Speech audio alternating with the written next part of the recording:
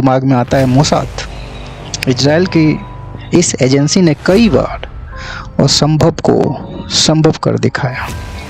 यदि मोसाद के सबसे दिलचस्प और पूरी दुनिया में, मैं ऑपरेशन डायमंड की बात कर रहा हूँ दोस्तों, और ये 1960 के दशक की बात है जब इजराइल को एक बेहद खास और बेहद ही खतरनाक दुश्मन का सामना करना पड़ रहा था, और वो इराक था। उस समय इराक के पास सोवियत यूनियन के सबसे एडवांस फाइटर जेट MiG-21 थे। इजराइल को इसकी तकनीक को जानना बहुत ही ज़रूरी था, और ये काम सिर्फ मोसाद ही कर सकता था। तो दोस्तों, हम उसी ऑपरेशन डायमंड की बात करेंगे जिसमें मोसाद ने क्या किया। मोसाद ने एक ऐसा प्लान तैयार किया जो आज भी इतिहास में अविश्वसनीय माना जाता है। उन्होंने इराकी पायलट मुनीर रेडफा को अपने पक्ष में किया और उससे MiG-21 जेट के साथ इजराइल भागने के लिए मना लिया। 1966 में मुनीर ने MiG-21 को इराक से उड़ाकर इजराइल में उतार दिया। ये दुनिया के सबसे खतरनाक ऑपरेशन में से एक था जिसने इजराइल की वायु सेना को अजेय बना दिया, और इस मिशन को ऑपरेशन डायमंड के नाम से दोस्तों जाना जाता है। आप तस्वीर के माध्यम से भी कुछ MiG-21 की झलकियां और कुछ तस्वीर देख सकते हैं। दोस्तों, मोसाद के इतिहास में ऐसे तो बहुत सारे ऑपरेशंस को अंजाम दिया गया है, मगर कुछ ऐसे इतिहास जो विश्वसनीय है, जैसे कि एक नाम मोसाद के इतिहास में ऐसा भी है जिसे आज भी इजराइल में एक हीरो के रूप में याद किया जाता है, एलिया कोहेन की। आप तस्वीर के माध्यम से भी उन्हें देख सकते हैं। वो ऐसा जासूस था जिसने सीरिया की सरकार में सबसे ऊपर तक पहुंच बना ली थी। वास्तव में वो मोसाद का एजेंट था। आप तस्वीर के माध्यम से भी इन्हें देख सकते हैं। और एलिया कोहेन के बारे में बात करूं तो उन्होंने खुद को एक अमीर व्यापारी बताया और धीरे धीरे सीरिया के शीर्ष अधिकारियों का विश्वास जीत लिया। उसने सीरिया की सबसे बड़ी सैन्य योजनाओं को इजराइल तक पहुंचाया, जिनमें गोलान हाइट्स पर बने सीक्रेट बंकरों की जानकारी थी शामिल।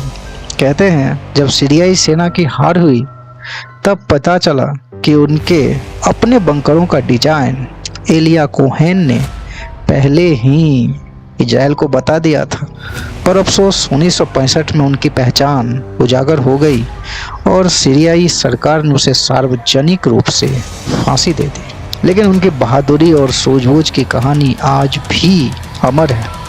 दोस्तों, मोसाद के एक ऐसे ही दिलचस्प ऑपरेशंस की बात करूंगा जिसने 284 यात्रियों की आतंकवादियों से जान बचाई।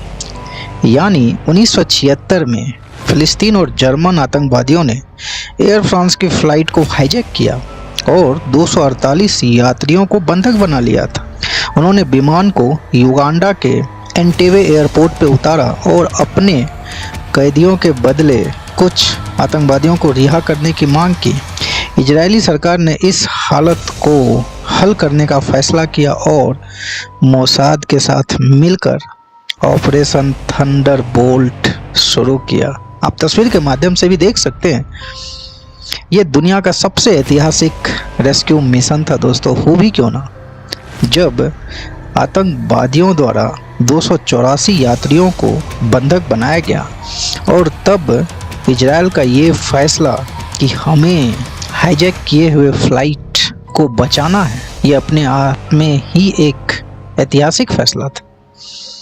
यह दुनिया का सबसे ऐतिहासिक रेस्क्यू मिशन था जिसमें 4000 किलोमीटर दूर इजरायली कमांडो युगांडा के एंटेबे एयरपोर्ट में घुसे और आतंकवादियों को मार गिराया और बंधकों को सुरक्षित बचा लिया। इस मिशन को इतना सटीक और तेजी से अंजाम दिया गया कि आज भी इसे सबसे शानदार ऑपरेशन में गिना जाता है दोस्तों। युगांडा के तत्कालीन तानाशाह ईदी अमीन के नाक के नीचे यह मिशन पूरा किया गया था दोस्तों। ऐसे ही मोसाद को पूरी दुनिया में सबसे खतरनाक, सबसे साहसी और सबसे रहस्यमयी खुफिया एजेंसी नहीं कही जाती। इसमें कुछ बात है। जो पूरी दुनिया के इंटेलिजेंस एजेंसी से अलग और ख़ास बनाती है। दोस्तों, मोसाद के एक ऐसे ही मिशन की बात करूंगा जो पूरी दुनिया में एक ऐसा संदेश दिया। हाल के वर्षों में जैसा कि आपको पता है कि हनिया को ईरान में मार गिराया, कुछ ऐसा ही अंजाम 2010 में भी मोसाद के द्वारा एक खौफनाक ऑपरेशन को अंजाम दिया गया था। दुबई की शांत और आधुनिक सड़कों पर बात 2010 की है, जब एक ऐसा ऑपरेशन हुआ जिसने दुनिया के हर देश को मोसाद की ताकत का एहसास करा दिया। महमूद, जो हमास का एक बड़ा नेता था, दुबई के एक होटल में रुका हुआ था। उसे अंदाज़ा भी नहीं था कि मोसाद के एजेंट उसकी हर चाल पर नज़र रख रहे थे, जैसा कि हनिया को अंदाज़ा नहीं था। मोसाद के एजेंट ने होटल के सीसीटीवी कैमरे की नज़र से बचते हुए महमूद का खात्मा कर दिया और वहां से ऐसे गायब हो गया जैसे कभी थे ही नहीं। दुबई पुलिस ने बाद में कहा कि ये हत्या इतनी पेशेवर तरीके से की गई कि पूरी दुनिया इसे देखकर दंग रह गई। ऐसे ही दोस्तों, मिशन की बात करें तो ऐसे तो ढेरों मिशन जो मोसाद ने पूरी दुनिया में अंजाम दिया है, और आज भी दुनिया की सबसे खास, सबसे ताकतवर और सबसे साहसी इंटेलिजेंस एजेंसी कोई है तो वो मोसाद है।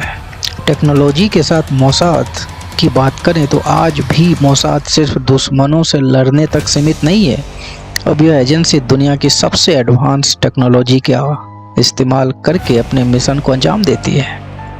आर्टिफिशियल इंटेलिजेंस, साइबर वॉरफेयर और ड्रोन टेक्नोलॉजी के साथ मोसाद आने वाले समय में भी उतना ही खतरनाक और रहस्यमयी होगा। मोसाद की ये कहानियाँ सिर्फ इजरायली नहीं बल्कि पूरी दुनिया को ये बताती है कि किस तरह हिम्मत, हौसला और सूझबूझ से सबसे बड़े दुश्मन को भी मात दी जा सकती है।